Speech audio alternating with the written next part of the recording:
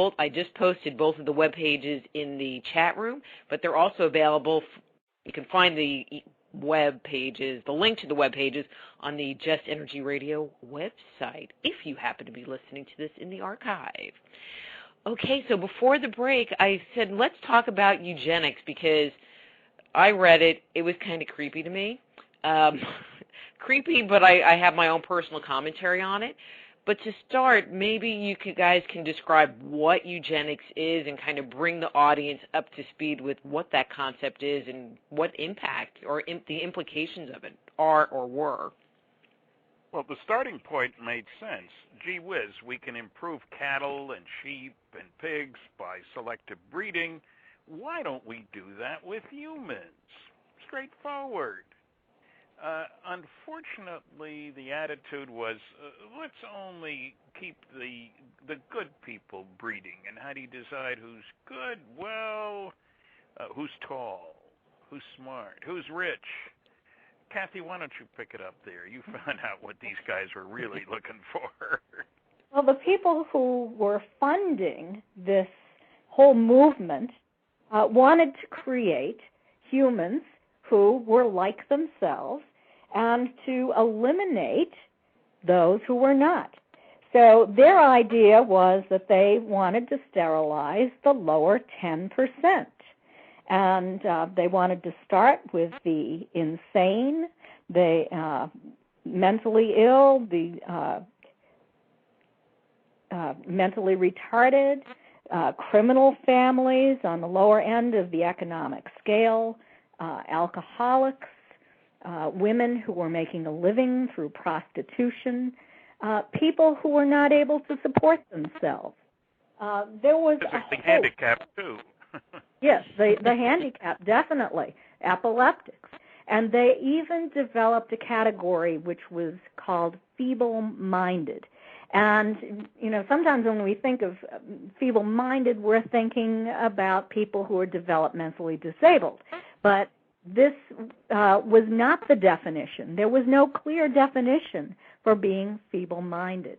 And Harry Laughlin, who was one of the two heads of this organization, Charles Davenport was the one who had actually started the organization, hired Harry Laughlin. And Harry Laughlin, in turn, hired a number of social workers. And the social workers went initially throughout the east coast of the United States. The institute was in New York on Long Island, and so that's why they started there. And they went around to different homes, to different families who were being identified as being somehow problematic or having difficulties, and they started taking down the genetic lines of these families. They were building family trees, and in these family trees they would identify who the parents were, who the children were, and what social problems or physical problems they had. And the movement eventually spread all over the United States through fitter family contests at county fairs and fitter baby contests at county fairs. And families could enter this contest. They would be judged based upon their physical characteristics, on their health, on their intelligence, and on their achievements in the community. And those who won would receive a silver cup and would be held up as a model for the way that everyone else should strive to be. And eventually, this movement, which really was being rejected scientifically by the scientific community in the beginning, and then was adopted by the American Breeders Association, became highly politicized and received a lot of funding from some of the major families in the United States, such as the Carnegies and the Rockefellers.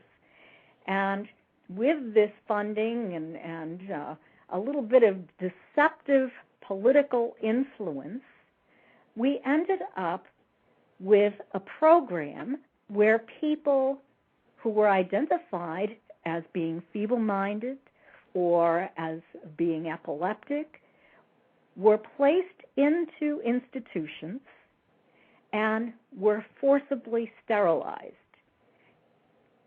All right, Kathy, can I just ask one question here? I want you to keep going, but I mean, I'm familiar with like the German whole thing that, and their breeding program and measuring their faces and doing, to have the pure Aryan race. I didn't know that we had one. When did this program start? This started back, I believe it was in the 30s. So kind of around the same time. Okay. In the earlier part of the 20th century. Yes, actually, this movement led to Germany and started to spread all over the world. It was up in Canada. In fact, the people from the American eugenics movement were lamenting that Hitler was beating them at their own game. Rockefeller money went to support Joseph Mengele's experiments in Germany.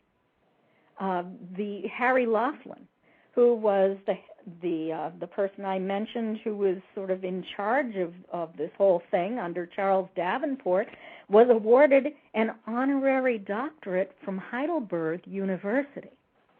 And it wasn't until the American public became aware of the Holocaust that was taking place in Europe that we started to reject these ideas that were being promoted by the Eugenics Society.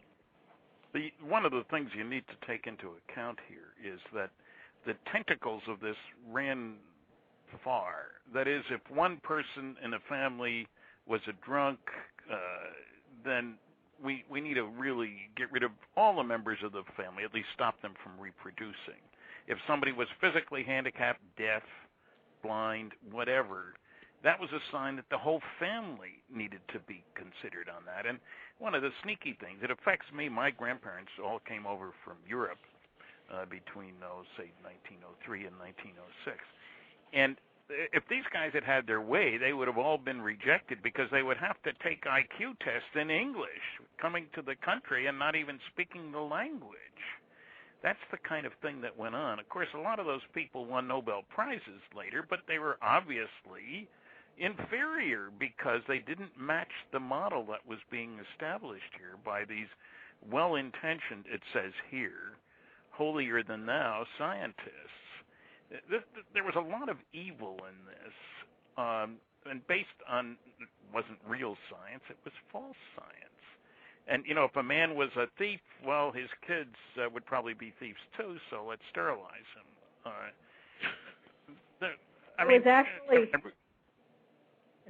Excuse me, but there was actually a study that was done on convicted criminals, men who were in prison as felons. And the study found that their sons often grew up to become felons as well. So the solution to this would have been to sterilize not only the fathers, but also the sons. And sometimes children under the age of 10 were actually sterilized during this movement. So it was quite horrendous. I'm sorry to interrupt, Stan. Go ahead. Just what Kathy just said was the point, that the extreme measures which were taken weren't really based on science. They were political, arrogant, holier than thou, we're better than they are kind of things, and those were the standards. And I hadn't fully realized how much this had reached into the law. There really were laws authorizing the sterilization of all kinds of people on the flimsiest of excuses. And, it's astonishing. And we make noises about the Germans, but the American movement was pretty powerful at one time. No kidding. I mean, I don't think most people are aware that there was that practice in the United States at all. Well, I think you're right. That's why they need to read our book, of course. That's right.